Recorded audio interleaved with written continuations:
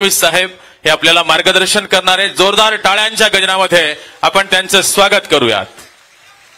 सद्गुरु श्री गंगागिरी महाराज की, सद्गुरु श्री नारायणगिरी महाराज की, बोला पुंडलिक वरदा हरी विठ्ठल श्री ज्ञानदेव तुकाराम पंढरीनाथ भगवान की जय, माऊली ज्ञानेश्वर भगवान की जय, जगद्गुरु तुकाराम महाराज की, बोल सियापति रामचंद्र की, पवन सुत हनुमान की, उमापति महादेव की, बोलो जी भाई सब संतन की, सनातन हिंदू धर्म की, गोमाता की, भारत माता की, छत्रपति शिवाजी महाराज की, धर्मवीर छत्रपति संभाजी महाराज की जय। भवानी हर हर हर हर, जय श्री राम। आज परम पूजनीय हबप रामगिरी महाराजांच्या चरणी या ठिकाणी प्रणाम करून त्यांच्या निमंत्रणावरून या ठिकाणी माझ्यासोबत आलेले माझे सहकारी राज्याचे मंत्री श्री राधाकृष्ण विखे पाटील जी, श्री गिरीश महाजन जी, विशेष रूपाने या ठिकाणी आलेले सुदर्शन चॅनलचे मालक आणि कर्मठ हिंदुत्ववादी असे सुरेश चव्हाणकेजी, मंचावर उपस्थित आमचे सहकारी रमेश बोरनारेजी, विठ्ठलराव लंघेजी, अमोल खताळजी, त्याचप्रमाणे धनंजय दुर्डे पाटील, अविनाश गलांडे पाटील, दिनेश परदेशी, अक्षय महाराज भोसले, आमच्या सहकारी स्नेहलताताई कोल्हे, बाळासाहेब मुरकुटे, भानुदाजी मुरकुटे, भाऊसाहेब कांबळे, कैलाजी पवार, बसवराव मंगरुळे, राजेंद्र पिपाळा, जिल्हाधिकारी दिलीप स्वामी, त्याचप्रमाणे श्री वीरेंद्र मिश्रा, श्री विनय राठोड, मंचावरील सर्व मान्यवर आणि या ठिकाणी इतक्या विराट संख्येने उपस्थित असलेल्या, पहिल्यांदा तर रक्षाबंधन येत आहे त्यामुळे माझ्या सगळ्या लाडक्या बहिणी आणि सर्व माझ्या भाविक बंधूंनो, आज मी मुंबईवरनं आलो आणि मुंबईवरनं आमचं विमान उडाल्यानंतर आम्ही तिघही मंत्री अथांग समुद्र पाहत होतो आणि विचार करत होतो हा किती मोठा समुद्र आहे। त्यावेळी आम्हाला कल्पना नव्हती की या ठिकाणी सप्ताहाला आल्यानंतर जनतेचा समुद्र देखील आम्हाला पाहायला मिळेल। ज्यावेळी हेलिकॉप्टरने उतरत होतो त्यावेळी मी दोघांनाही दाखवलं, बघा त्या समुद्रापेक्षाही मोठा हा भाविकांचा समुद्र या ठिकाणी आपल्याला पाहायला मिळतोय। 178 वर्षाची ही परंपरा सप्ताहाची जी सद्गुरु गगनगिरी महाराजांनी सुरू केली, गंगागिरी महाराजांनी सुरू केली आणि आज रामगिरी महाराज अतिशय समर्थपणे गंगागिरी महाराजांची ही परंपरा या ठिकाणी चालवतायत। मागच्याही काळात मला येण्याची संधी मिळाली, त्याही वेळेस मी बघितलं इथली शिस्त, इथली भाविकता आणि सगळ्यात महत्वाचं इथे ज्यावेळेस प्रसाद घेतला जातो त्यावेळेची जी काही या ठिकाणची तत्परता आहे, या सगळ्या गोष्टी मला असं वाटतं जगापेक्षा वेगळ्या आहेत। म्हणजे जर आपण विचार केला तर याचाही एक गिनीस रेकॉर्ड तयार होऊ शकतो, अशा प्रकारची व्यवस्था या ठिकाणी पाहायला मिळते। खरं तर याचं निमंत्रण देण्याकरता परमपूजनीय रामगिरी महाराजांचा निरोप आला की मला मुंबईला यायचंय, पण मी निरोप दिला। खरं म्हणजे मुख्यमंत्र्यांच्या निवासस्थानी त्यांचं स्वागत करायला मला आनंदच झाला असता, पण मी निरोप दिला, पहिल्यांदा मला तुमच्या दारी येऊ द्या, पहिल्यांदा मला शनिदेवाचं दर्शन आणि या सर्वांचं दर्शन घेऊ द्या, तुमचं दर्शन घेऊ द्या, मग तुम्ही त्या ठिकाणी मुंबईला या. याचं कारण आपल्या सगळ्यांना माहिती आहे की ज्यावेळी लोकसभेच्या निवडणुकीमध्ये या महाराष्ट्रामध्ये एक प्रयोग झाला आणि त्या प्रयोगातनं एक प्रकारे वोट जिहाद अशा प्रकारची व्यवस्था उभी राहिली आणि राष्ट्रीय विचारांना पराजित करण्याकरता काही लोक एकत्रित आली आणि ज्यावेळेस हे षडयंत्र लक्षात आलं त्यावेळी आम्ही, मी असेल, शिंदे साहेब असतील, आम्ही सगळ्यांनी या महाराष्ट्रातल्या आध्यात्मिक शक्तीला आवाहन केलं आणि आम्ही परमपूजनीय रामगिरी महाराज आणि इथले जेवढे आध्यात्मिक संत आहेत त्यांना हे सांगितलं, हे राजकीय आक्रमण नाही आहे, हे आक्रमण आपल्या संस्कृतीवर असलेलं आक्रमण आहे, हे सांस्कृतिक आक्रमण आहे.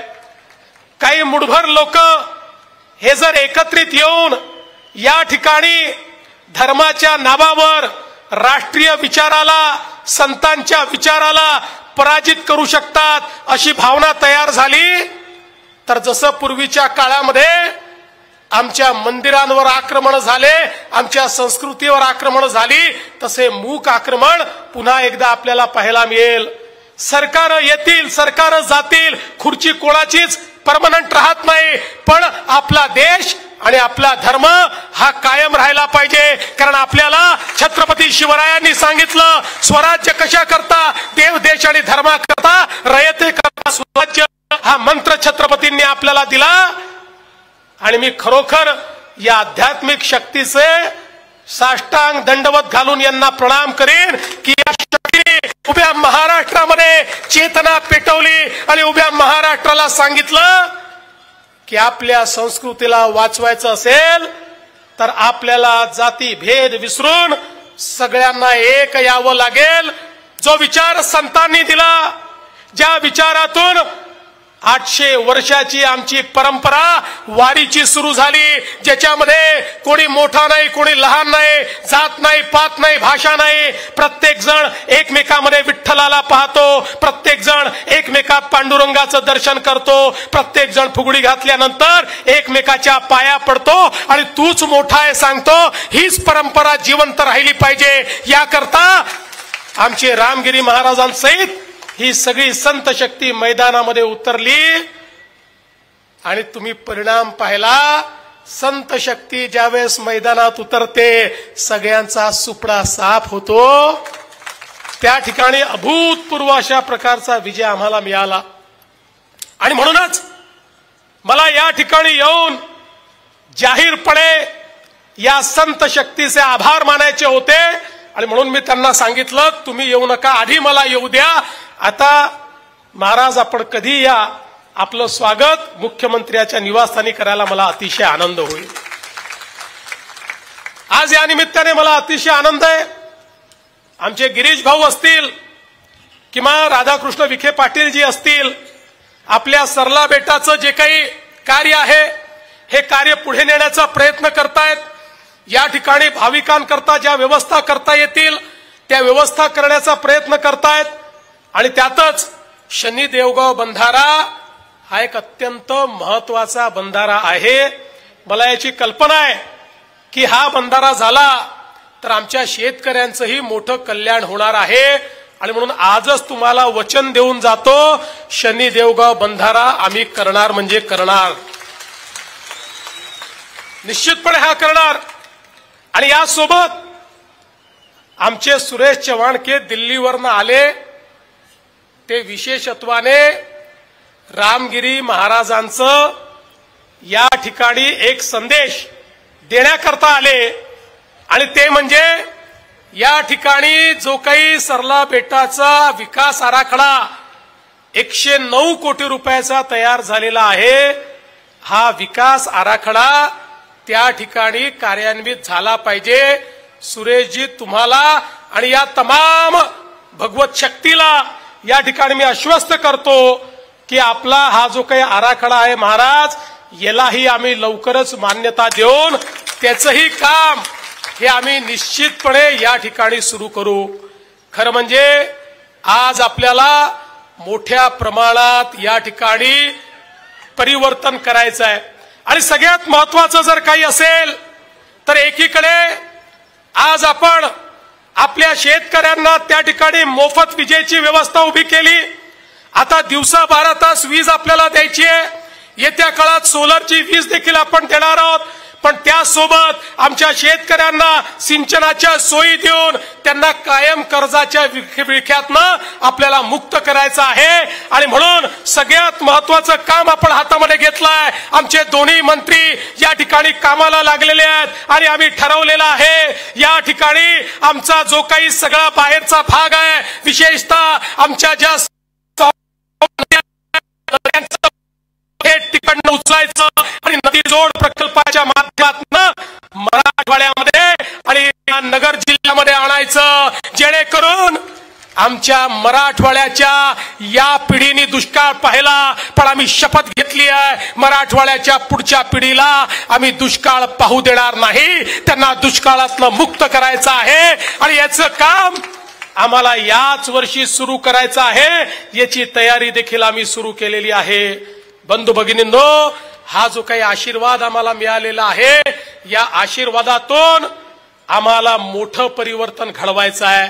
आणि म्हणून आमच्या लाडक्या बहिणी असतील त्यांनाही मी सांगू इच्छितो, आम्ही तुमच्या पाठीमागे उभे आहोत. आमच्या शेतकऱ्यांच्या पाठीशी आम्ही उभे आहोत. आणि ज्या ज्या गोष्टी करण्याची आवश्यकता आहे, आपण आम्हाला 5 वर्षाकरता निवडून दिलेला आहे. मी तुम्हाला याच मंचावरनं सांगतो, 5 वर्षानंतर तुम्हाला आम्हाला निवडून दिल्याचा आनंदच असेल, तुम्हाला कधीच पश्चाताप होणार नाही. असं काम या ठिकाणी आम्ही करून दाखवू. आणि म्हणूनच जेव्हा आपल्याला काम करायचं असतं त्यावेळी आपल्या पाठीशी आध्यात्मिक शक्ती देखील लागते. आध्यात्मिक शक्ती ही आपल्याला सन्मार्गाने चालायची ताकद देते. आध्यात्मिक शक्ती ही आपल्याला सुविचार देते. आध्यात्मिक शक्ती ही खऱ्या अर्थानं आपल्याकडनं चांगली कामं झाली पाहिजेत अशा प्रकारची प्रेरणा आपल्याला देते. आणि म्हणूनच ही शक्ती प्राप्त करून घेण्याकरता या ठिकाणी आलो. एकीकडे मंचावरून या ठिकाणी रामगिरी महाराजांची शक्ती आणि चराचरात वास करणारी गंगागिरी महाराजांची शक्ती आणि त्या शक्तीचं स्वरूप तुम्ही सगळी मंडळी या ठिकाणी आहात. तुमची शक्ती आणि तुमचा आशीर्वाद या ठिकाणी प्राप्त करतो. आणि तुम्हाला पुन्हा एकदा सांगतो, आता या वर्षी आलो, दरवर्षी येणार. आणि तुम्हाला माहिती आहे, मी जेव्हा म्हणतो मी पुन्हा येईल तर मी येतोच.